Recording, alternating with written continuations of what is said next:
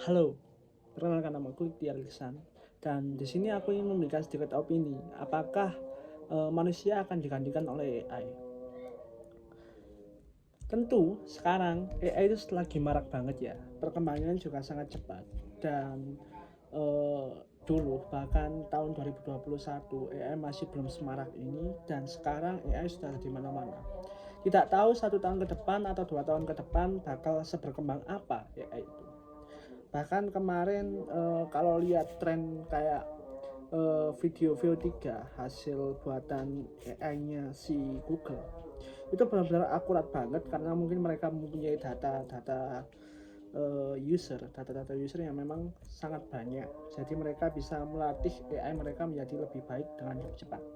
Lah, dengan perkembangannya cepat itu, apakah kita bisa mengikuti, apakah kita bisa mengikuti perkembangan AI yang cepat itu, atau mungkin kita akan termakan gitu. Pertama, revolusi seperti ini tidak terjadi baru kali ini ya. Dulu pernah terjadi revolusi seperti eh, berubahnya daripada tren brew pabrik ke mesin produksi. Ketika mesin uap sudah mulai dipergunakan di dalam industri sekitar tahun 1760-an atau 1800-an, mungkin sudah marak di industri mesin uap.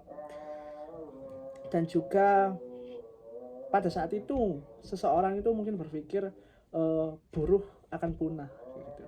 Buruh akan punah dan akan tergantikan oleh mesin. Banyak orang yang marah. Tapi sebenarnya tidak sepenuhnya diganti, teman-teman. Pada saat itu ya tidak sepenuhnya diganti.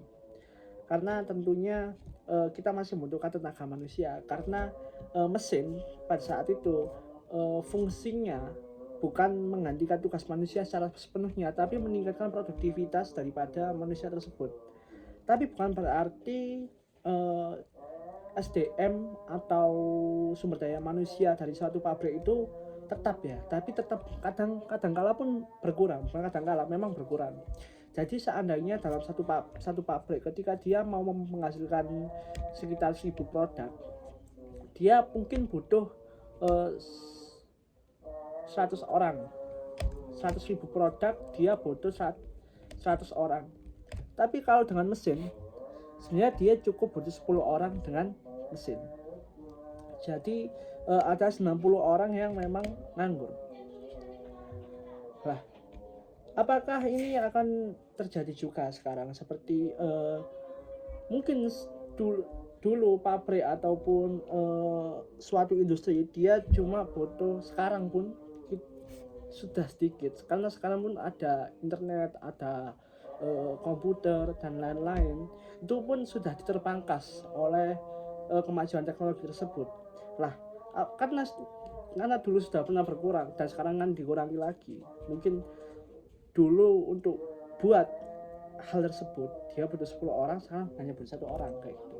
Karena otomatisasi AI. Kenapa? Karena AI masih perlu hasil akhirnya, karena dia masih belum punya perasaan, masih belum punya rasa tanggung jawab, masih belum punya rasa komunikasi yang baik. Eh, karena itu untuk sebagai inspeksinya masih dibutuhkan manusia kayak gitu untuk beberapa tahun ke depan. Saya dan disclaimer dulu kalau saya itu bilang masih belum ya, bukan berarti di kedepan hari ada robot yang memiliki perasaan, memiliki pemikiran seperti itu.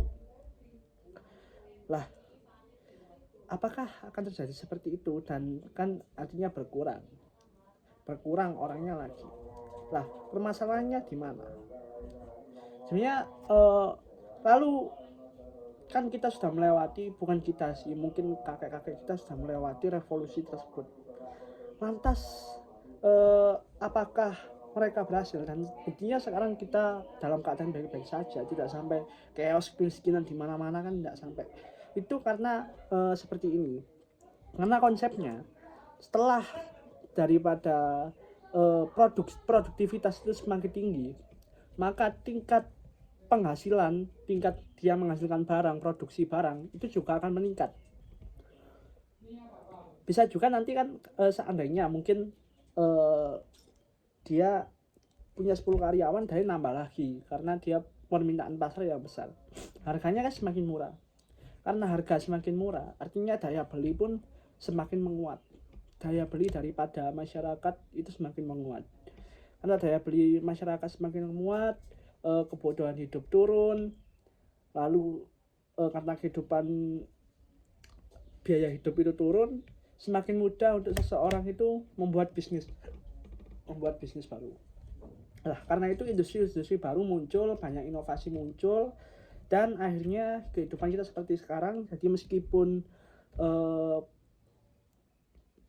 buruh per pabriknya itu berkurang, tapi pabriknya juga bisa semakin banyak. Karena apa? Karena ekonomi meningkat.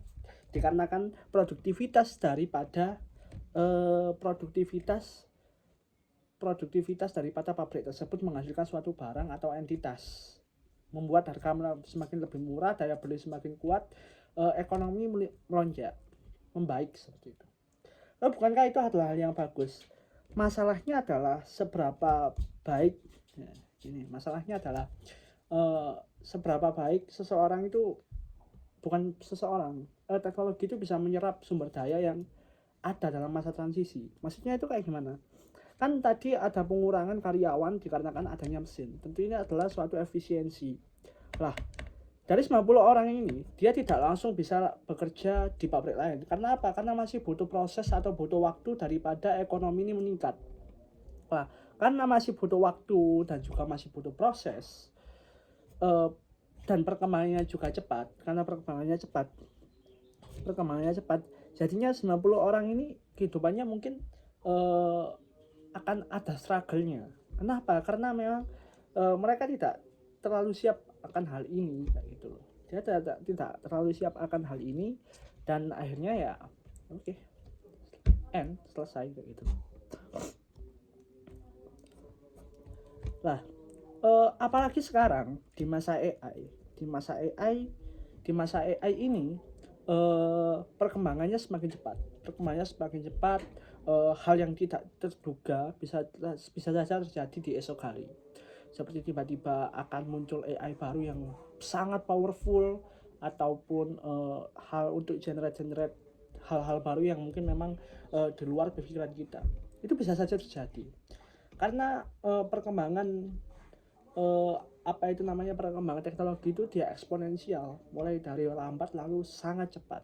Nah, ini adalah di titik di mana ini akan menjadi sangat cepat untuk perkembangan teknologi ya. Nah, yang menjadi masalah adalah ketika di suatu hari ke depan memang diotomasikan menggunakan AI, beberapa pekerjaan diotomasikan menggunakan AI. Lalu sumber daya manusia yang tergantikan ini, tentu ada sumber daya yang memang sangat berkualitas dan dipertahankan, itu pasti ada. Karena itu teman-teman, lebih baik kita menyisihkan waktu sekarang itu untuk belajar agar kita tidak tergantikan. Tentu ada seseorang yang tidak tergantikan. Lalu bagaimana bagi seseorang yang merasa mungkin aku merasa tidak mampu untuk mengikuti perkembangan zaman, termasuk saya mungkin ya, tidak mampu untuk mengikuti perkembangan zaman. Lalu bagaimana nasib mereka gitu. Bagaimana nasib mereka yang tidak lalu bisa pakai AI, tidak bisa pakai teknologi. Ya, itu dia. Apakah perkembangan ekonominya mampu lebih cepat daripada perkembangan teknologinya, perkembangan produktivitasnya? Aku rasa jawabannya mungkin sangat jelas ya. Karena memang perkembangan teknologi sekarang itu sangat cepat, bahkan lebih cepat dari dulu, jauh lebih cepat dari dahulu. Dan perkembangan ekonominya sama-sama saja. Mungkin karena saya bukan ahli ekonomi, jika ada teman-teman di sini ahli ekonomi bisa dikoreksi mungkin hal yang saya katakan. Dan teman-teman juga boleh berkomentar jika memang ingin berkomentar, jika memang memiliki pendapat pribadi, apakah ini benar atau salah menurut kalian, silakan berpendapat. Mungkin kita bisa berdiskusi dan saya mungkin juga bisa belajar seperti itu. Jadi bagi seseorang yang sudah belajar atau seseorang yang memang sudah bisa mengotomasikan menggunakan AI, dia mungkin akan selamat. Karena apa? Karena dia sudah belajar dan dia sudah tahu dan dia sudah siap dalam masa transformasi. Dan di masa transformasi ini justru mereka lah yang dibutuhkan. Nah, lalu bagaimana mereka yang tidak tahu atau tidak bisa, tidak belajar?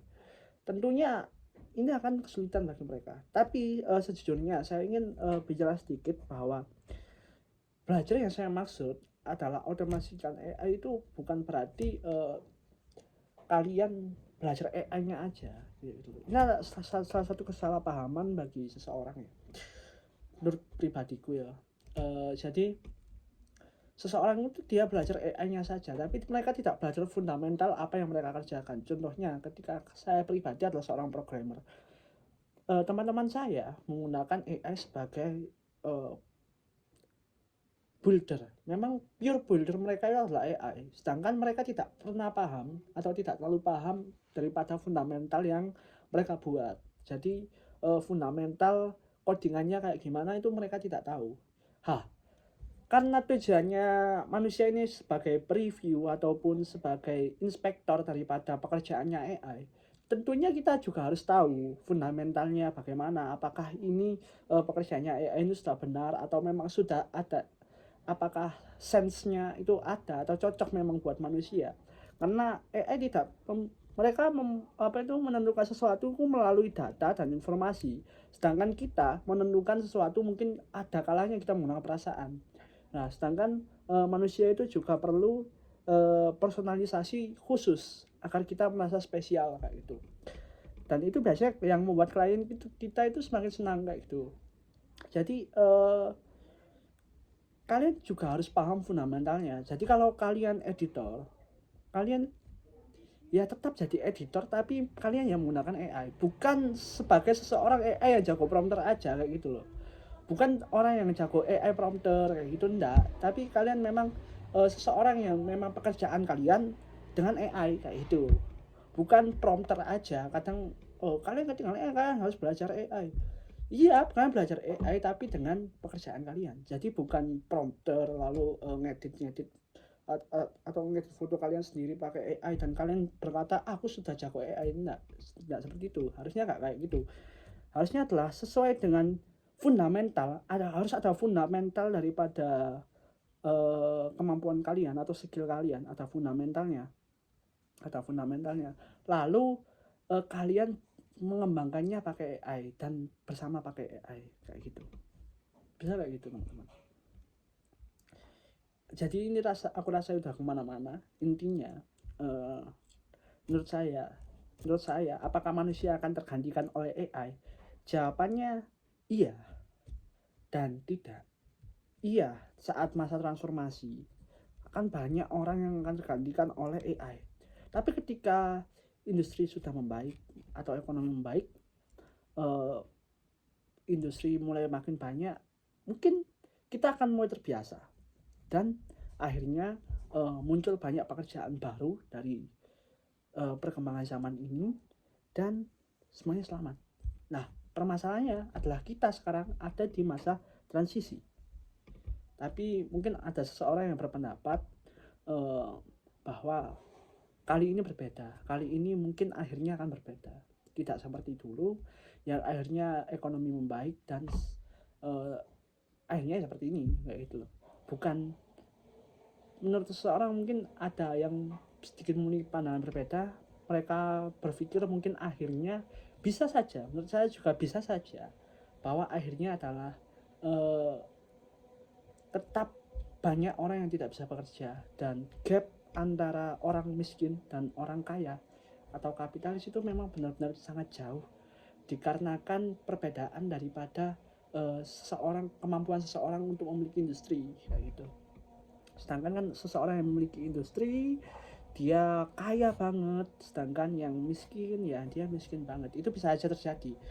Tapi kalau memang industrinya bisa ngangkat dan banyak produk baru dan banyak suatu hal yang diinginkan baru, ekonominya membaik, ya semoga saja bisa tidak terjadi dan kita semuanya, saya harap kita semuanya, bukan hanya saya saja ataupun seorang yang kaya saja, itu bisa mendapatkan hidup yang layak seperti itu. Terima kasih. Kita bisa tunggu untuk hari ini. Oke. Silakan Jika ingin mengkritik saya, mengkritik pendapat saya, silakan tinggalkan komentar kalian di bawah ya.